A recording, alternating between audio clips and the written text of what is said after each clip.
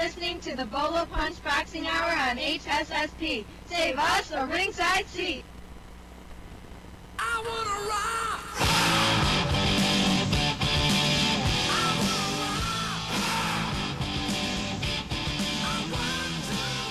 We are back live at your Bolo Punch Boxing Hour, brought to you by George Rogie Insurance, www.hssp.cc, sportsjuice.com.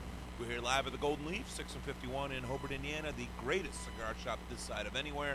Timmy, the producer Patterson, how can our listeners get in touch with us tonight? Well, hit us up on a Yahoo Instant Messenger. It is keyword Bolo Punch Boxing Hour, all one word, or send us an email at bolopunchboxinghour@yahoo.com. Yes. Nestor Garza-Romero and Emil Soto-Popinski Kegabyne not with us, unfortunately, this evening, but we're rolling, man. We're good. We're good. We are troopers. Not to worry, not to worry. Next story on the docket, Friday Night Fights returns December the 28th. It's been a slow time, it's been a slow fall, a slow autumn, let me say. December 28th, what is his name? The Big Zoe, Alonzo Butler, who's 26-0 with one draw, 19 knockouts of Knoxville, Tennessee, is going to be fighting the biggest name he's ever fought so far, Dominic the Southern Disaster Gwynn, who's 28-5-1 with 19 knockouts of Houston, Texas. So get your ESPN2 up and running. If you got TiVo, get right back and renew your season pass so that you can be recording your Friday Night Fights, because you know I will as well.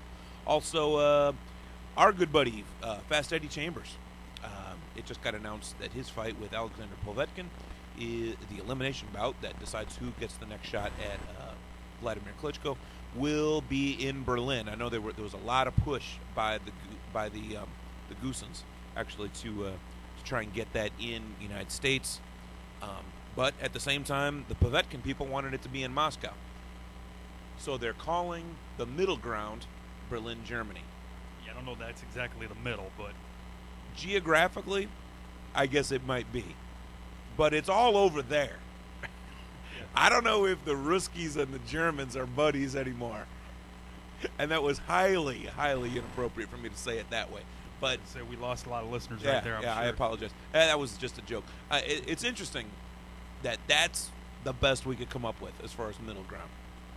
I mean, I guess it's not in somebody's country. I mean, anywhere in the U.S. would be over here, and anywhere in Russia would be over there, so... Oh, well, way to paraphrase. Thanks for that. It's either over there or over here. There you go. But it is over there. It is over there. To us, it is. It's in Europe. It's not in anything called America. Well, we still consider it over there. They're probably still considering it, They're calling it over there, too. Well, then it's over there. Because it's in another country. It's not with them. Either way, we're hoping to have Fast Eddie Chambers on in the next week or two to talk about this fight. Oh, that won't be difficult at all. Yeah. No, Eddie Chambers loves us. And we give him all the props in the world, because I think he's going to knock out Alexander Povetkin, even though Povetkin looked really, really good in fighting Chris Bird. I think as far as fighters that they beat, I think Chambers beat the better fighter. I think by beating Calvin Brock. Yeah. By beating Calvin Brock, I think he beat the better fighter. He didn't look as good as Povetkin did, stopping Chris Bird. But Chris Bird has never been one to really be able to take hard shots. He's just really hard to hit, but he's really old now. He's older and slower. So Povetkin stopping him seems like, oh, my God, the mushroom cloud. But Chambers, to go and beat a decision, rather, but still he beat Calvin Brock, who really had only lost once. Yeah. He's younger. He's fresher. And I think at this point in their careers, better than Chris Bird. So I think Chambers beat the better fighter. Again, January 26th in Berlin. And the greatest news to hit, HBO is going to show it for free. Wow. Yeah, even better. That's a miracle right there. Even better. So there we go. All right, it is time for our wrap-up of all the fights that happened this week. Saturday night cruiserweight action. Arslan goes on and beats, this was at cruiserweight, beats Virgil Hill and wins the cruiserweight championship of the world, the WBA. Now, this is the biggest joke around. Dan Raphael of ESPN really rips this whole fight up. Not so much the fight itself, because Arslan really defeated him, really smacked him around, but the reason that he's smacking around this whole concept is because WBA at cruiserweight had 3 different champions. How can one organization have 3 champions at one weight class? Yeah. It's not like It's bad enough we got 3 or 4 different belts in each weight class. Somebody can't have 3 of their own belts in one weight class. I mean, one weight class. Yeah. You've got the regular champion, you've got the interim champion, and you've got the super champion. I'm telling you, we're starting it right now. The Bolo Punch Boxing Hour belt is coming out, man. It's gonna have to, and it's actually gonna be a little bit better than the ring belt, because ring belt allows schmucks like Joel Casamayor to hold on to it. Now, true, in the truest sense of belt, you should only be able to lose it 2 ways. You either retire or you get beaten in the ring. Right. So on paper, that sounds right. But there's no way that Casamayor should still hold a belt. He was given the decision against Jose Armando Santa Cruz, and he's been so inactive. He's fought, twice in 2 years? I mean, it's a joke. It's an embarrassment to the belt. So anyway, what we're talking about is Arslan, who's 28-3-1 with 18 knockouts. Virgil Hill, 50-7. Definitely looking for some Canastota honors here. Yeah. He needs to just retire and be done with it. And I'm not even going to go through all that. I mean, Arslan's got big things ahead of him. Virgil Hill doesn't say that he's done yet either. He wants to fight Mikuszewski, who no one really cares about anymore. He wants to fart. There you go. He wants to fight Graciano Rosciani. There's a couple names he's tossing around. Maybe a little bit of Roy Jones after Jones fights Felix Trinidad. He already lost to Roy Jones years ago, like a decade ago. I don't think anything good comes from that. Nothing good. I'm not real sure that it's a good idea that Jones and Trinidad are fighting right now. That doesn't prove anything either. But let's leave that open. I'd like to get Roy on. Well, I would too, but either way, I still. But no, to interview him would have very little to do with that particular fight. No, it's the breadth of his career that I'd like to talk about. The decade he owned. The fact that this show used to be called the Roy Jones Show. Light heavyweight action. Zolt Erde won a 12-round unanimous decision. A split decision over Tito Mendoza. He retains his light heavyweight championship of the world. 117-111, 116-112 for Erde, and 117-111 for Mendoza. What fight were the judges watching? That one judge had it 117-111 for Erde, and one judge had it 117-111 for Mendoza. How can you be 6 points, which is really 12 points? Yeah, that is just. I still don't. I don't understand. It's insanity. That at all. It's insanity. Mendoza, 36-8 with 28 knockouts. Erde still undefeated, moving up to 28-0, 17 knockouts. Hey, Chris, if I could talk about this real quick, please jump in here. I'd read somewhere, and I'm hoping you can elaborate on this for me, and it's totally off the cuff here. But, so do I. Somewhere I was reading that they were talking about changing the actual point system where they can use actual fractions of points. It's the WBA that's doing it, okay. And they're starting it in the Fed Latin, the lower Latin American. Not that Latin Americans are lower. What I'm trying to say is that the lesser known subcontinental belts are the ones that they're testing it out to see if it works. And so far, all I'm seeing is that it is working. Yeah, I mean, half points. I can only see it and helping because we sit there in many fights. In between is that a rounds, 10-8? Is that a 10-9? Is it a 10-8? Is it 10-9? Or it was such a close fight. Such a close round. Who do you actually give it to? And it is possible to have the coin flip rounds where one judge sees it, one way, just by a couple different shots that he saw, and the other judge sitting on the other side. But I mean, to see it 6 rounds completely opposite from one side to the other, I just don't see how that can happen. I don't think a fractional system is going to help that bad of scoring. Tell me how a half-point system is any different than just changing it to a 20-point must. Yeah. If there's the chance of a half point, why not just make it a full point and make it a 20-point must? Hell, why don't we make it a 100-point must, Tim? Yeah, I mean, true. There really is no end to this. I'm not really on board with the whole halvesies. Well, I could see it. Let's see what happens. Apparently, everything that I've been reading on the net so far is that it's been working. It was probably 2 weeks ago that it went in the books that WBA actually had its first, I believe it was their first 11-round fight where they were using the half points. Well, all I'm saying is to alleviate draws. There hasn't been a time in boxing where, judges has always been perfect. I mean, you've always from way back in the day, you've always questioned some fight. You know, So somebody 5 saw- weeks in a row, everything's great. Yeah. Week 6, what was he well, watching? Exactly. Yeah. So, I mean, if there's a way to fix it, it would be great. But, I mean, I don't want to change the sport. You know, I love the sport the way it is, but, I mean, something needs to be done to fix some of these flaws. Maybe it just needs to be better training of the judges. You know, maybe they all need to be, you know, going to some kind of more classes or something, so they're all looking for the same thing. Maybe some are looking for aggressive more than, you know, somebody else says good defense is better or something, you know, or however it could be. But Well, you got one judge looking at defense. You got another judge looking at punches thrown. And you got a third judge looking at punches landed. yeah. So I mean, something's got to be done, obviously, to fix the judging. I mean, you cannot have one judge giving it 6 rounds to one guy and another judge giving it 6 rounds to the other guy.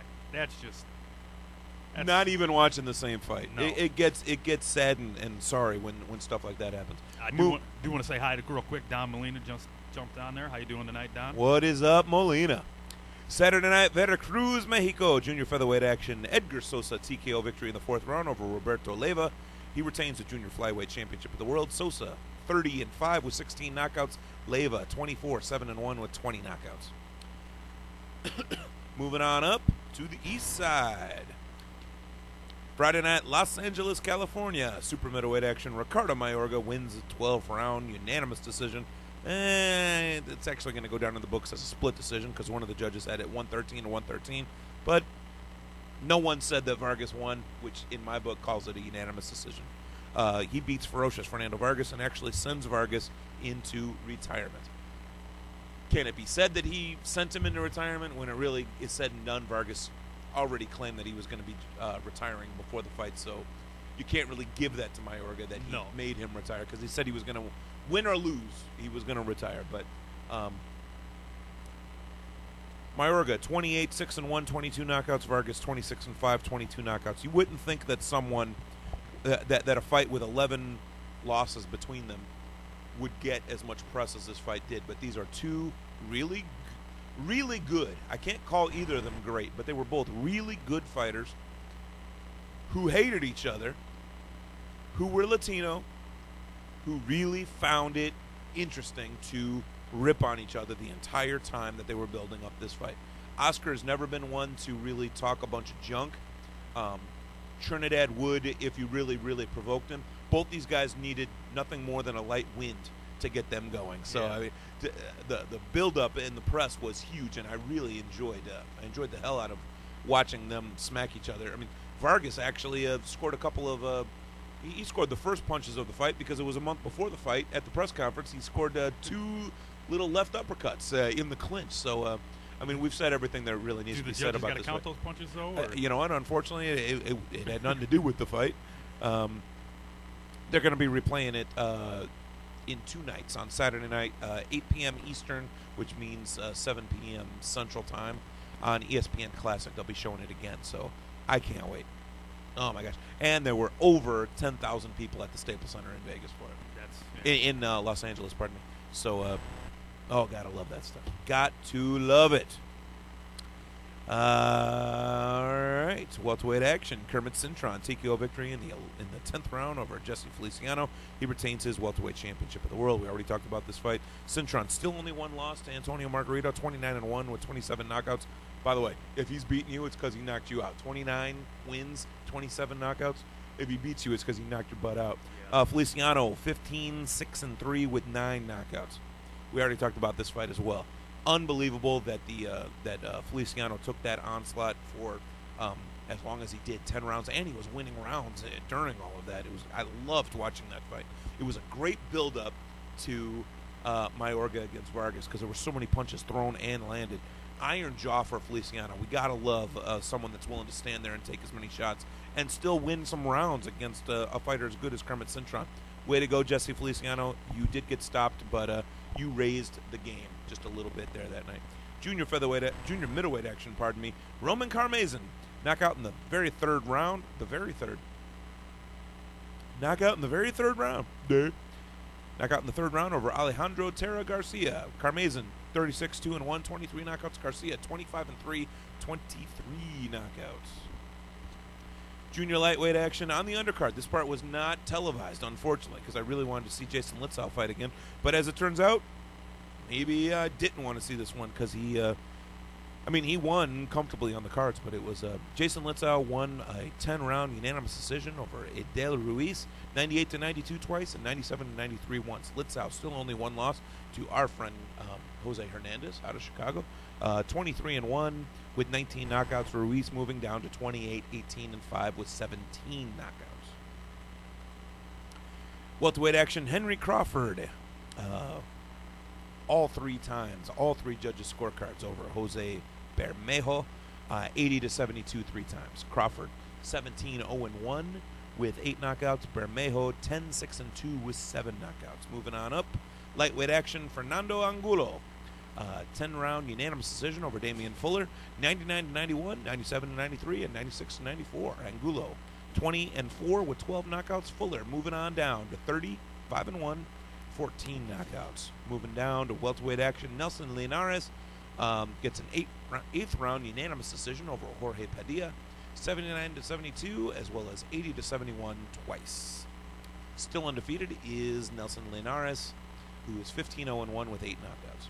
And the last fight that I'll be covering actually happened last week on Wednesday.